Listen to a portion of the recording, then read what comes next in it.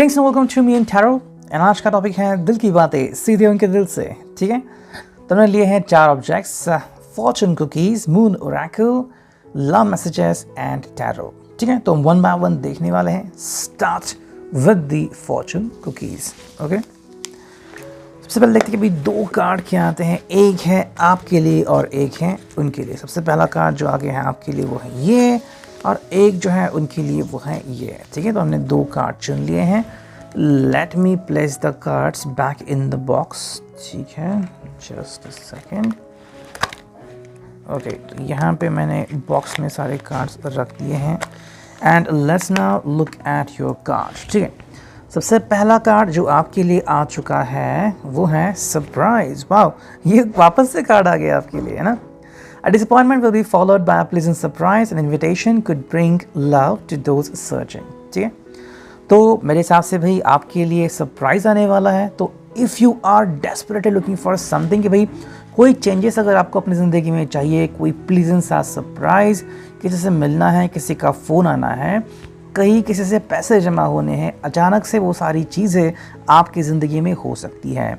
And you could be thinking कि भाई wow, you know exactly ऐसा हो गया। तो भाई हाँ, कहीं ना कहीं पे सरप्राइज़ आपकी तरफ आ तो रहा है, तो ये काफ़ी अच्छी बात है आपके लिए। Bless the universe, you know, start doing prayers and वगैरह वगैरह, आप वो चीज़ें कर सकते हैं। देखो, आपको जो चाहिए वो आपको मिल सकता है, लेकिन उसके लिए पहली बात तो आपने प्रिपेयर रखना चाहिए खुद को। ओके, ये पहली बात है। सेकेंडली, सरप्राइज़ कभी भी आपको मिल सकता है, सो बी रेडी फॉर इट। बहुत सारे लोग जो हैं वो सरप्राइज़ इस वर्ड के ऊपर बिलीव नहीं करते, उनके हिसाब से भाई सरप्राइज़ तो मेरे साथ कभी भी हो ही नहीं सकता। बिल्कुल नहीं होता है, लेकिन आपको इसके ऊपर यकीन करना होगा, है ना। एंड जब ज़रूरत है तभी अगर सरप्राइज़ मिले तो काफ़ी अच्छी बात होती है। So just focus on that thing. अब देखते हैं उनके लिए क्या कार्ड आ गया है। वेल, उनके लिए जो कार्ड है वो है मैनिफेस्टेशंस। वाओ, ये कार्ड उनके लिए आ गया है। A bountiful time awaits you, your wishes could manifest right before your eyes.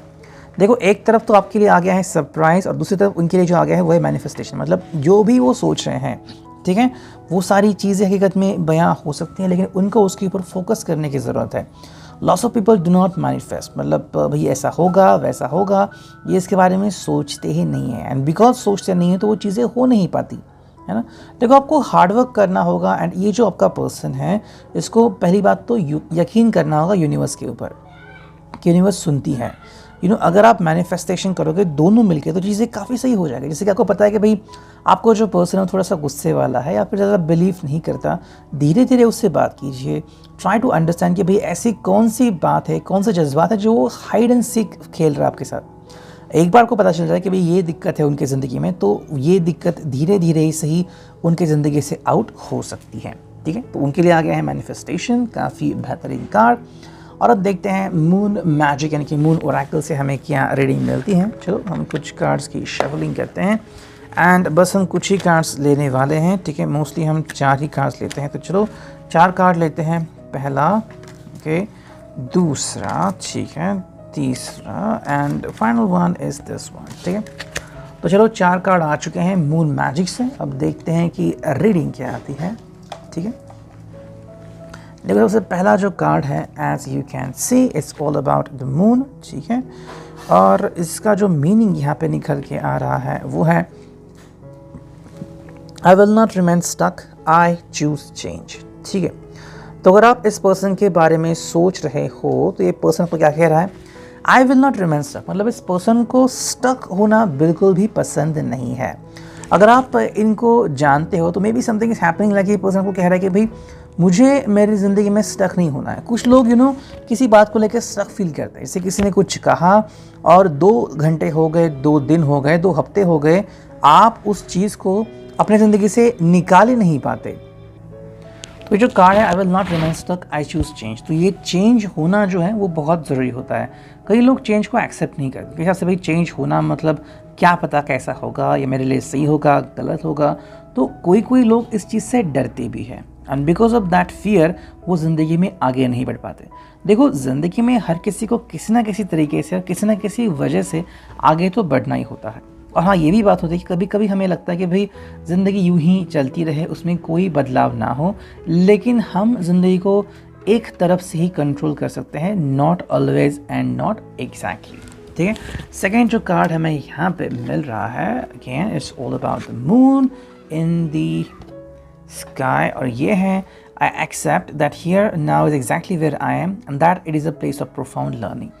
देखो कभी कभी जब हम कहते हैं कि भाई मुझे मेरी ज़िंदगी में कोई बदलाव चाहिए या फिर मुझे ज़िंदगी में वो पाना, और आप सच में देखते हो कि आप एक्चुअली वहाँ पे हो।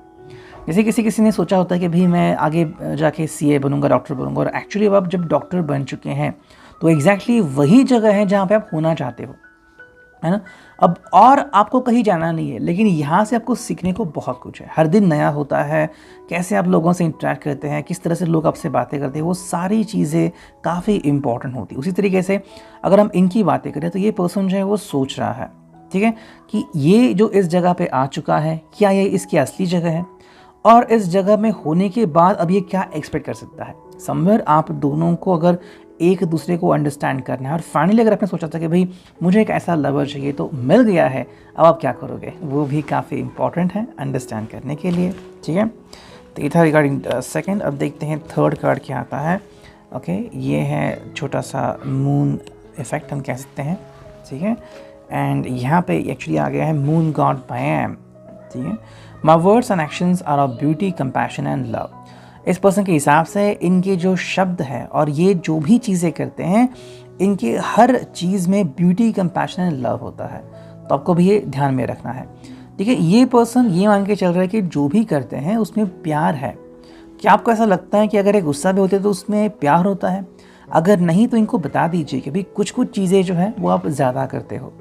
ठीक है, देखो ये पर्सन आपके ऊपर रिलायड है ना। अगर आप इसको कुछ बताओगे नहीं तो शायद ये पूरी दुनिया में से किसी के भी नहीं सुनेगा। लेकिन अगर आपको लगता है कि भाई इस पर्सन की दुनिया में थोड़ी बहुत भी चेंजेस की ज़रूरत है तो आप उसे कहिए, और ये पर्सन आपसे ज़रूर बातें करेंगे, आपसे ज़रूर सुनेंगे। एंड नेक्स्ट कार्ड है वो है I let go, I release, I am with in perfect possibility. Dark moon है, और डार्क मून का जो सबसे बड़ा मैसेज आता है कि लेट गो।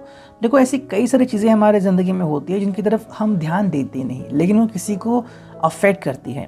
जैसे कि मे बी आपका लवर जो अगर टाइम शेड्यूल नहीं करता, आपको उनकी वेट करना पड़ता है, या फिर कमिटमेंट नहीं दे रहा है तो आपको कितनी तकलीफ हो रही है। इस बात का जज्बात उसको समझना चाहिए कि उनके वजह से आपको कितना हर्ट हो रहा है। एक बार अगर वो इस चीज़ से गुजर जाएंगे तो उनको भी समझ में आएगा कि भाई ज़िंदगी कैसे होती है और हर्ट करना किसे कहते हैं। ठीक है, अब देखते हैं नेक्स्ट जो कि है लव मैसेजेस। देखते हैं इनकी क्या रीडिंग आती है। चलो करते हैं कार्ड्स की shuffling. Here we go, and हम कर रहे हैं शफलिंग।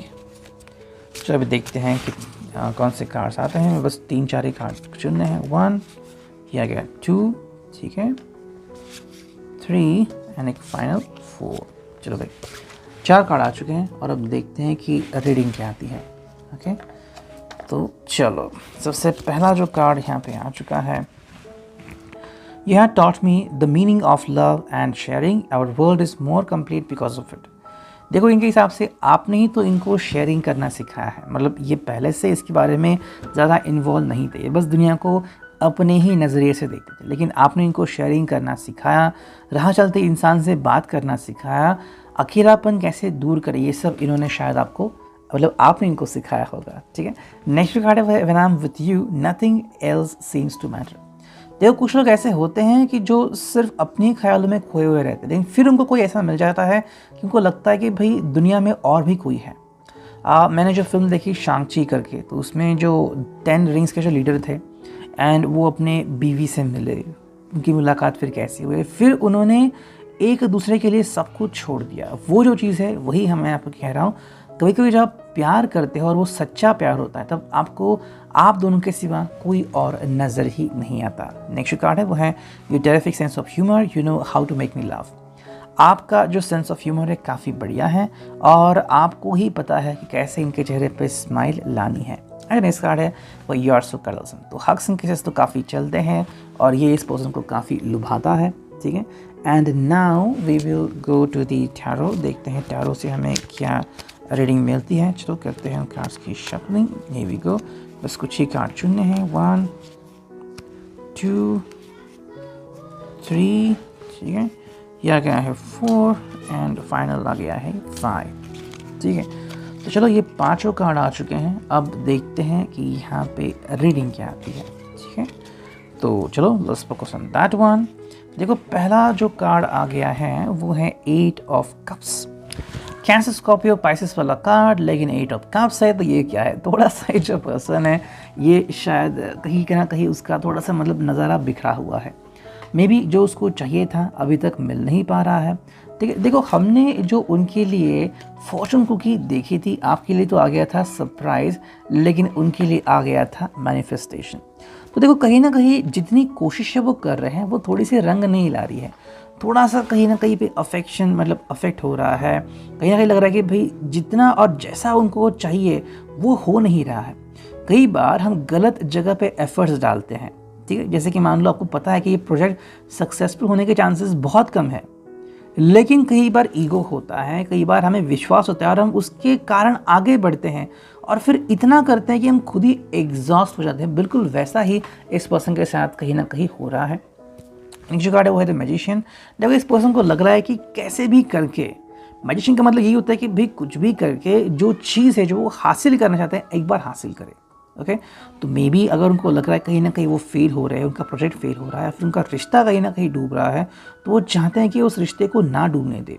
तो मे बी अगर ऐसा कुछ आपकी ज़िंदगी में चल रहा है और ये पर्सन मैनिफेस्टेशन करने की कोशिश कर रहा है, तो सबसे ज़रूरी बात ये है कि आपको पहले तो अपनी लिमिट्स अंडरस्टैंड करनी होगी। ठीक है, जैसे कि देखो एक आई थिंक शाह करके एक मैजिशियन है, सुखानी शाह थी, यही उनका नाम है। बचपन से वो शो करती थी, लेकिन अभी अगर आज आप उनके अगर शो की लेवल देखो तो वो बहुत ही अलग है। बचपन में बहुत छोटे मोटे शोज़ करती थी, वो छोटे मोटे जो ट्रिक्स होते थे वैसे बिल्कुल वैसा ही है। रिश्ते में अगर आपको आगे बढ़ना है, फिर कोई अगर प्रॉब्लम दूर करना है, तो पहले आपको अपनी लेवल को अंडरस्टैंड करना होगा, है ना।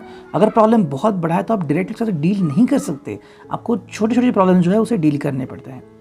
कई बार कपल जो है वो अपने छोटे प्रॉब्लम को डील ही नहीं करते और फिर प्रॉब्लम इतने बड़े बन जाते हैं कि कैसे सॉर्ट आउट करें उनको खुद ही समझ में नहीं आता। नेक्स्ट कार्ड है वो है द चैरियट। तो देखो यहाँ पे जो हमें साफ साफ नज़र आ रहा है दैट इज समथिंग, कैंसर के लिए आ गया है चैरियट, लेकिन आगे जाए तो कैसे जाए। ठीक है, देखो दो चीज़ें होती हैं इसमें। अगर हमारा मन कहे तो मन दोनों तरफ भागता है। एक तरफ कहते हैं हाँ भाई चलो करते हैं क्या होगा, दूसरा मन कहते हैं कि नहीं नहीं करूँगा गलत हो सकता है, तो उसी में हम अटक जाते हैं। और इस मन को कंट्रोल करना बहुत डिफिकल्ट होता है, ये स्पिरिचुअल लर्निंग होती है मेजर अरकाना।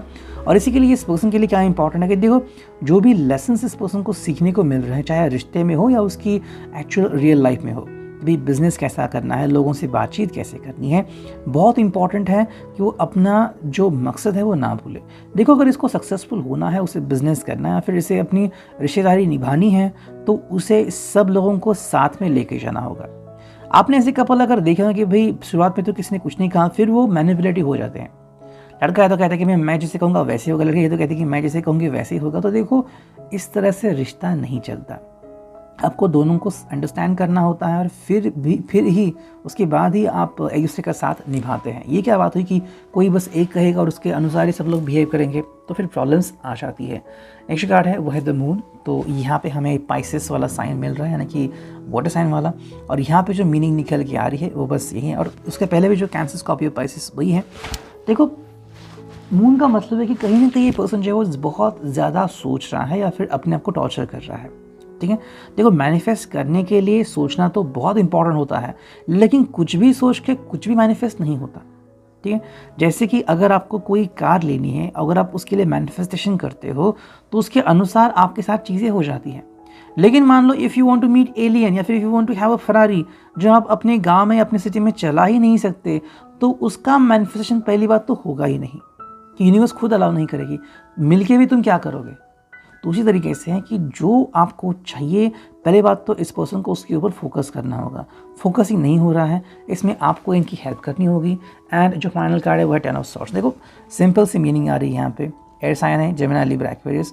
बहुत ज़्यादा उम्मीद इस पर्सन ने बांध ली और इतना ज़्यादा बोझ ये सह रहा है कि एक मोमेंट ऐसा आएगा जब उसे लगेगा कि भाई ये बस हो गया, है ना। मे बी आप उन्हें कह रहे हो कि थोड़ा सा समय निकालो रिश्ते के लिए, रिश्ता आगे बढ़ाते हैं। अगर वो नहीं कह रहे तो फिर एक मोमेंट ऐसा आएगा जब आप खुद को कभी फिर मुझे आपसे बात नहीं करनी। मे बी शायद इनको सबक सिखाने के लिए या फिर वॉट एवर आप कह सकते हैं कि भाई ये जो आप कर रहे हो गलत है, मैं हमेशा के लिए आपका वेट नहीं कर सकता, नहीं कर सकते, एक लिमिट होती है। तो उसी तरीके से ये पर्सन अगर कोई चीज़ बहुत ज़्यादा एग्जैगरेट कर रहा है, फिर ये उनका पास्ट लर्निंग भी हो सकता है, इनका पास्ट का जो रिश्ता है वो शायद इसी तरीके से जुटा होगा। एंड लाइकवाइज तो आपको कुछ सीखने को मिलता है। जैसे कि देवानंद जी जो थे, तो उनको ऑटोग्राफी मतलब उनको ऑटोग्राफ देने का शौक था, लेकिन कभी कभी ऑटोग्राफ देने से बचते भी थे। तो एक बार एक लड़का आ गया, उन्होंने ऑटोग्राफ नहीं दिया। फिर जब उनको समझ में आया कि भाई हाँ भाई एक लड़का आया था, तो उनको पता चला कि वो लड़का नहीं है, आज वो दुनिया छोड़ के चला गया। उनको इतना बुरा लगा, तब से जो भी लोग आते थे वो सबको ऑटोग्राफ दे देते हैं। बस सिंपल सी चीज़ है, आपको लर्निंग बहुत करनी होती है, लेकिन क्या आप उसे सीखते हो या नहीं सीखते हो, इसी के ऊपर आपका सारा दारोमदार है। इधर रीडिंग आप